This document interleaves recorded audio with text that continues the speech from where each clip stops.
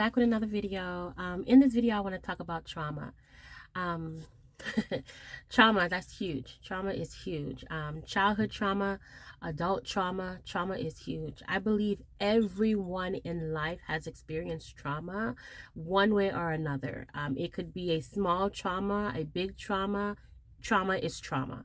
So I wanted to talk about that briefly this morning because I'm seeing a lot of people who are unhealed from their trauma. Trauma that is caused by parents, trauma that is caused from their childhood, trauma that is caused from friendships, from coworkers. I'm just seeing a lot of trauma. And so my message this morning is for people to get the help that they need to heal from those traumas before they enter marriages, before they decide to have children, that they need to be healed from their trauma. Myself, I have had some trauma in my life, and childhood traumas, traumas even as an adult, as a married woman. These are traumas and situations in my life that I've learned that I have had to overcome them in order for me to be the strong, bold person that I am right now. And I think the traumas were good because they showed me a lot of the things that I need to work on myself, but it also showed me people who are for me and people who are against me. And so if you have a childhood trauma, before you start having children, before you even get married, it's very important to heal those traumas. What I've learned over my years of living is that I need to be, one, honest with myself, with what I have experienced, with what I'm going through, be honest with the feelings that I am feeling, and know that there are valid feelings that I'm feeling. And what I've had to do is I've had to surrender it all to God, all of it, all of it, all of it. There was a moment where I ask God to show me what the issues are, show me what the traumas are, show me what the problems are, what is causing me to behave the way that I'm behaving. And so God revealed those things to me, and so I had to surrender them. I had to let them go. I had to release them so that I can be at peace, so that I could be free. I've had to grieve the childhood that I wanted. Growing up, I've always wanted an older sister because I always thought an older sister would be someone I could always confide in, someone I can talk to, but I never had that. I always had a younger sister. And so I had to grieve that, not having an older sister. Then I also had to grieve the relationships that I wanted with my parents. The relationship that I thought that I should have as a child, I never got it. And so I had to grieve that. I had to grieve relationships that or ways that I thought my mother should be, ways that I thought my father should be.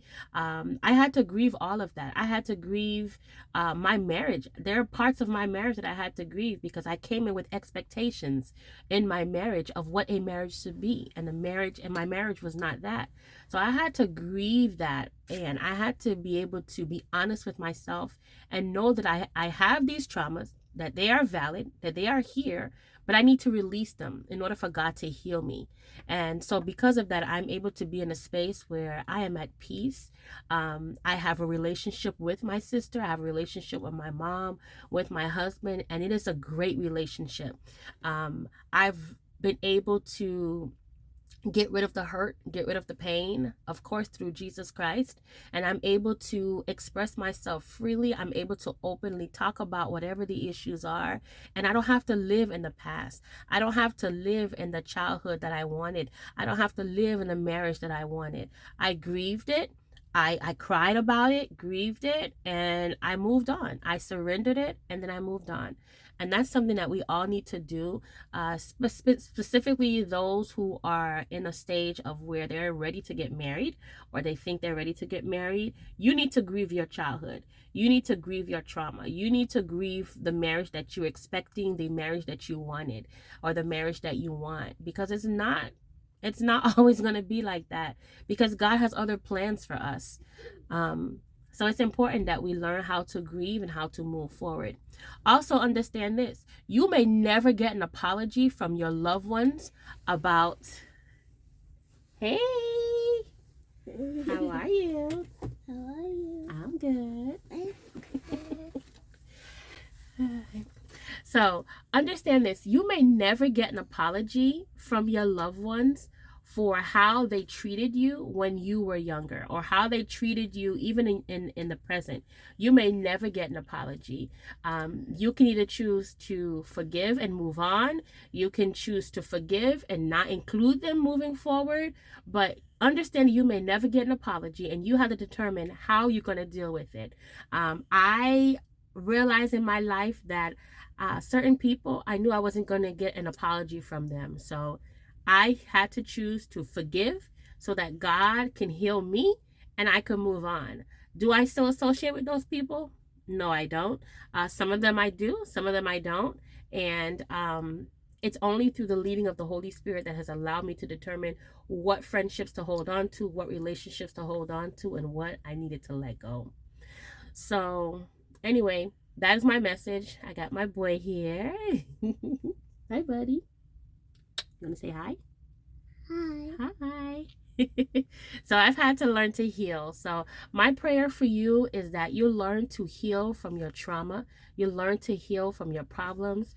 You learn to grieve the childhood that you wanted. You learn to grieve the marriages you want. You learn to move forward even when people don't apologize. You learn to move forward. My biggest takeaway would be is to get a relationship with God. And for me, that has helped me in my journey. I'm not perfect. I don't profess to be perfect, but I know that where I used to be, I'm not there anymore. And I thank God so much for that. So, anyway, that is my message. Take care of yourself and love. Bye. You want to say bye?